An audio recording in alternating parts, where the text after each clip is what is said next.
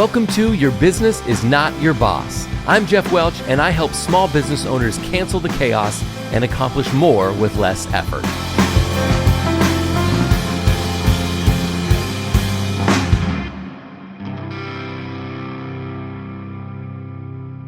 What is up? Welcome to episode 53 of Your Business is Not Your Boss. I am your host, Geoff Welch, and today we're going to dive into a topic that I think is pretty relatable. 5 ways to regain control of your time. I don't know about you, but life as a small business owner can tend to be fairly dynamic. It can tend to be something that, you sort of oscillate between feeling like you got it all figured out for a moment and then feeling like, the waves crash down on you and like there's so much to do. There's so many demands on your time, so many people that need something from you, and you're trying desperately to keep up.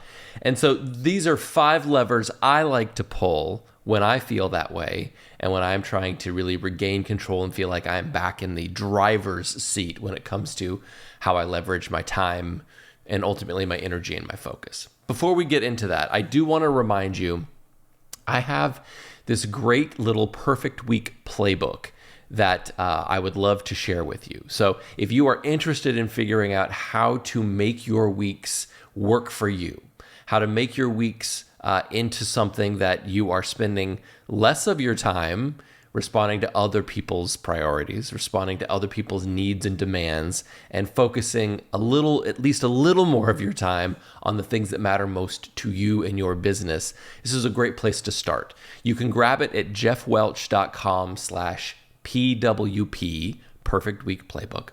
geoffwelch.com/PWP. It's free. It's a quick little worksheet, and I'm actually, if you go download it, you will eventually get a message about a online course version, like a little mini course that I want to do about this little sheet. So you'll have some added resources as time goes on as well. But for now, I encourage you to go grab that little worksheet and get started thinking of your week in terms of like, how do I drive this thing on my own? How do I make it my own? Okay, let's dive into this. So these 5 levers, I think any one of them will give you benefit. The more of them you can employ, the greater control you're going to find. But I understand if you feel out of control in this moment, it may be difficult to say, and here are the 5 things I'm going to change tomorrow. So what I would offer as we start is look for the one that you feel like it's most accessible to you. There's something there that you could actually latch on to and make some progress with, and then you can fold in the others as you begin to feel a little bit better. So where I would start is do a time audit. What I run into with clients over and over and over again is that they have a tremendous overestimation of how much time is actually available for them to do the work that they want to do. They are interrupted a lot. They find themselves distracted by things. There are all these other demands that show up on their time. And when they look at their week and they think about what they want to accomplish, they often think they really have a lot more capacity than they do. So the formal version of this would be to say, for the next 2 weeks, just, carry a notebook with you, do it in your phone, whatever. And basically in like 15-minute increments, how are you spending your time? What is taking, or I guess, how are you investing that? That's probably a better way to describe it. Are you investing it in the things that matter most to you? Are you investing it in things you feel like you have to do? Are you investing it in promises that you've made a long time ago that now, you're having to come through on? And this is like, for the collection phase, it doesn't matter. Just collect whatever is happening. I think that there's an opportunity once you've collected for a couple weeks. I mean, it could make sense to keep collecting over time to get a clearer and clearer picture, but I would like you to be moving from I don't know much to I have a fairly good idea and can act on some data as quickly as possible. So a couple weeks is probably fairly accessible, but you're trying to determine, one, how much time do you actually have available to yourself right now? Like, what's realistic? And you're also finding some things that you may be able to get rid of. So the informal version is to just look at your calendar for the past couple weeks and just sort of make an assessment, right? It's not going to be perfect. It's not going to be quite as detailed and accurate as if you take it in real time moving forward. But you could probably look at that week and say, yeah, I probably had half an hour on this day and 2 hours on that day for the things that mattered most to me. So the idea here is you're trying to ascertain how much time do you really have in a given week or so to do the things that are important to you. How much of your time is co-opted by all of these other things versus how much time is available for what you care about, okay? That's going to lead to number 2, which is to practice saying no. I just don't know, and this is probably where we get realistic here, and that's the point of this, is to get realistic. I just don't know that you are going to be able to figure out how to be a little bit more efficient enough and to improve enough to do all of the things that exist on your to-do list as they exist right now. It probably is going to take you saying, I understand my capacity better, and I'm going to have to stop saying yes to some things. I'm going to have to start rejecting some things because it doesn't fit in with my priorities. The clearer you are about your priorities and the clearer you are about how much time you have available to move those things forward, the better you're going to be at saying this does not fit. And I think that we understand what it means to budget with our money. We understand what it means to say, okay, there are this many dollars to do things. Here's what we can do with that. Our time, which is more finite than dollars, there's no way to make more time. You can create more dollars, right? But there's no way to make more time. And this is the thing that we seem to be most reluctant to accept, that we can't do all the things. So practice saying no. That there will be some things as you go through this audit that what you're looking for are these 3 Ds. Delegate. What can I hand off to somebody else? Defer. What doesn't actually need to be done right now? What is something that I could say, you know what, I can renegotiate that deadline. That's not important right now. I really don't need to worry about it in the short term. And then delete. What actually doesn't need to be done? What did I think was a good idea, but actually don't really need to do, but it keeps slapping me in the face saying, I need you to pay attention to me. And maybe what is a good idea, but just doesn't fit anymore. And given maybe you've clarified what your priorities are in a way that makes you say, this doesn't fit anymore. This is not a thing that I can incorporate into the work that I think is most valuable. So you're gonna have less time in a given week to do the things that are important to you than you think. And within that reality, that means there are going to be fewer things that you can accomplish than maybe you wish you could accomplish. And so part of this is being realistic about saying, how do I get to the most important things? And if I can fill in with other things, that's great. If I can add some other stuff into it and I've surprised myself by being more efficient and effective and getting more done, now I can do this as well. That's fantastic. But I think what you're trying to do is say, how do I have a bias towards the things that matter most to me and to my business? Not just the things that show up, not just the things that I had a hard time saying no to. So you're going to practice saying no. You're going to look for opportunities to delegate, look for opportunities to defer, and look for opportunities to delete. The third thing is complete high priority work before you let the rest of the world in. If you could carve out 30 minutes every morning where the first work you did was your work, your priorities, the things you cared about, the things that mattered most, before you acknowledged that anyone else had a demand or needed something from you, what would it look like to be able to have even just 30 minutes that you could devote to that every single day? I think for many of you, you would say, oh gosh, that doesn't seem like a lot of time. And because it doesn't seem like a lot of time, I've never done it. I've never, just set aside a small amount of time. But yeah, I would make a couple 3 hours of progress in a week that I'm not making now. And that could make a huge difference. To me, this is a little bit like the idea of saying, I don't have a lot of money to invest when I'm 18, 20, 24, or whatever. So I'm going to just wait. I'm going to wait until later in life when I have more money to invest and it's like substantial. When the rules of compounding interest show that, putting a little bit away early is so much better than waiting till later because it can be working and working and working and working. So you want to be investing as early as possible, even if it's not a lot. And this is the same principle of imagine how many weeks and how many hours of progress you've lost because it didn't seem like there was a lot of time to invest in something, and so you just got distracted by other things. What if you set aside those first few minutes, a half an hour, even 15 minutes? If you can do more, great. But I think there's a lot of power in acknowledging your priorities and working towards your priorities before you let all the other stuff in. So a priority is something that you have escalated above all the other things. My wife is a priority to me, and because of that, I pick her first. If it's a competition with her and somebody else, she wins. She is my priority.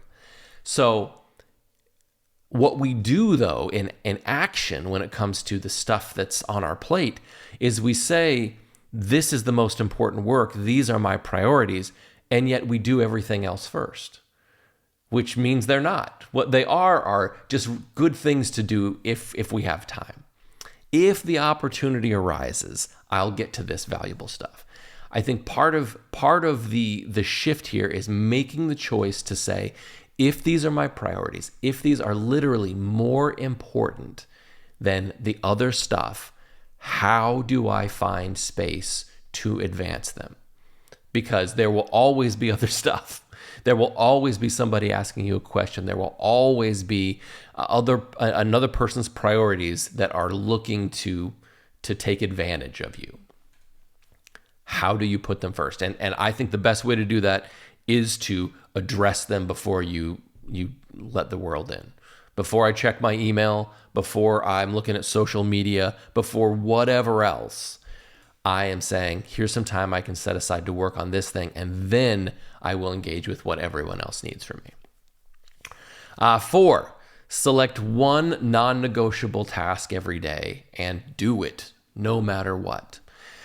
A lot of people will suggest 1 to 3, and I think as you get better at this, that's great. No more than 3 is probably pretty dicey, but I think just starting with 1, what you're doing here is you are learning to make a promise to yourself and keep a promise to yourself, and to identify something that you say is, here's one thing I can do today that's really, really important, that really matters. It's going to move my priorities, my plans forward, and get that done. Man, it's a good feeling to say, instead of feeling like I looked at my entire to-do list and I feel like, man, I got a couple things done, but I don't know. Like I barely put a dent in it, right? We're measuring ourselves against everything, and we only have a few hours today, and sometimes less than a few hours today. What if instead we said, here's the one thing I've identified as being the most important, and check, I did the most important thing today. That's a pretty good win, right? I would imagine for many of you, that would be a major victory to say, man, it feels so good to have chosen something and followed through on it. I never know how to measure if I'm following through well enough, if I'm doing the right things. Now, if you can do more things in a given day, that's gravy. That's icing on the cake. I'm going to mix these metaphors. It's all food metaphors, I guess, but it's the extra bonus stuff, and you get to feel even better about having made progress on things that you didn't even plan for that morning. But you did the one thing, and if that's all you got done, if the whole world conspired against you and that's the only thing you got done, you can still go to bed tonight saying, I did it. I did what I set out to do. I kept the promise that I made. And I think that is incredibly valuable, because part of what we're wrestling with, especially for type A, high drive, high performance small business owners, man, it feels bad. It feels like we're letting ourselves down when we're not accomplishing the things that we think we should be accomplishing. But we're not always being really explicit about what those things are. This is a way to get explicit. Here's the one thing. Today, one thing. So what is that? What is your one thing today? And then number 5, plan your weeks in advance. This is, to me, the biggest game changer. This is probably going to be the least accessible. It may take a little more work to get there, but every Friday I am reviewing what happened in the past week. What did I get done? What didn't I get done? What do I need to do to move the things that matter most to me forward? And I'm looking into the following week and I'm blocking time. I'm saying, here's where I'm going to do these things. Because having them at the top of your to-do list is fine, but doing something requires time. There are very few things I can do that do not require time from me. And my calendar is where my time is at. And so putting things on the calendar and being able to say, this is where I'm going to work on that project. This is where I'm going to brainstorm this thing. This is where I'm going to run these errands. Like, to have those things physically, I guess it's not physically because that's in a computer, but on my calendar, visibly on my calendar, have that time blocked where I say, I've identified this is the most important use of my time. It's not to say that I don't renegotiate those things sometimes as the world changes. And in some cases, something radical will happen and I will say that is no longer my biggest priority. Something has changed and I'm going to look at my week differently. That does happen. But for the most part, what happens is, okay, given the time constraints, this person can only meet on Tuesday at 3 p.m. I can move this block of time to another spot to accommodate that, right? Now I'm looking at these blocks of time and saying, okay, I still got to get them done, but where do I put them if I'm going to replace them? And so my assistant reached out to me the other day and she said, hey, somebody wants to get a hold of you on this day at this time. Can I move this thing? Or is that something that you really think is a fixed issue? And I had to look at that and say, no, I mean, I'd love to get together with this person, but I can't do it there. We're going to have to find another spot for them because I recognized that was something that was more important. Getting that done was the priority in that moment, in that situation. Other stuff on my calendar, I could say, yeah, move that to another date and time. Let's get them in here because, I recognize it's all very dynamic, right? Like, you are looking at it and saying, what is the best use of this time in this moment for these things? So anyway, I'm looking at that once a week. You might not be able to block extensive amounts of time. I mean, sometimes I'm blocking 15 minutes, sometimes I'm blocking 3 hours, right? You may say, man, my schedule doesn't afford me to block big chunks of time to move these projects forward. And I would say, what about 15 minutes? What about 30? What about an hour? Like, I don't think that blocking time, I don't think that suggesting that I need to program time into my week to move these things forward is suggesting that you can't work in smaller chunks or you can't make progress in a 15-minute work block or a 30-minute work block. And if you really are saying, man, I have no idea, someday maybe you're gonna put that as your one thing, and you're gonna say, I don't know where I fit it in on Tuesday exactly because I don't know where that time will be. I'm pretty sure I'm gonna have half an hour. I just don't know where it is. You put that as your one thing for the day, and you say, whenever I have space, this is the thing I'm going to get to.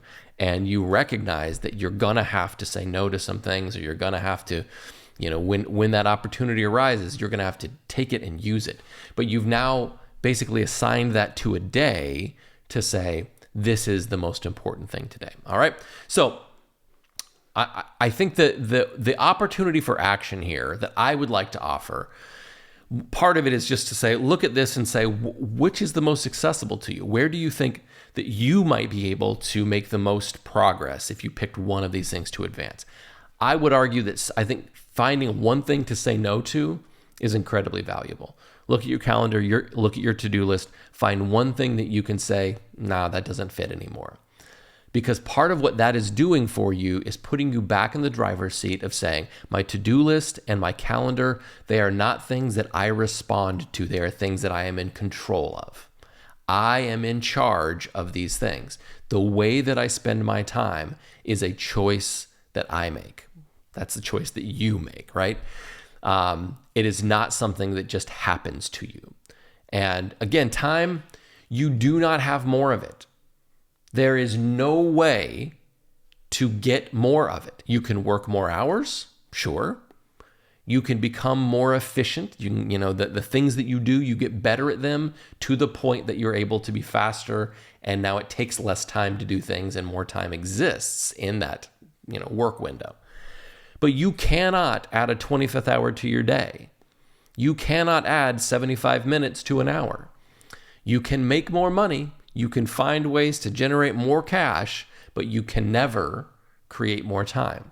So it becomes incumbent upon us to take responsibility for leveraging it in the best way possible. Not just to get a lot of work done. I think that's what we're thinking in this case, but to enjoy your work, to enjoy your life, to feel satisfied that the time you have on planet Earth, which we all are, negotiating, that is used in a way that you say, all right, I like this. I'm enjoying myself here, right? That's the goal. So I would encourage you, I think part of this then is also to say, go grab that Perfect Week playbook, jeffwelch.com/PWP, Perfect Week playbook. Go grab that and begin considering how some of the tools and resources on that could help you to take charge of your week, to be in control of your week. And I would love, if you ever want to talk, hit me up in the comments if you're on YouTube. Shoot me an email. There are ways to get a hold of me if you're listening to this on the podcast.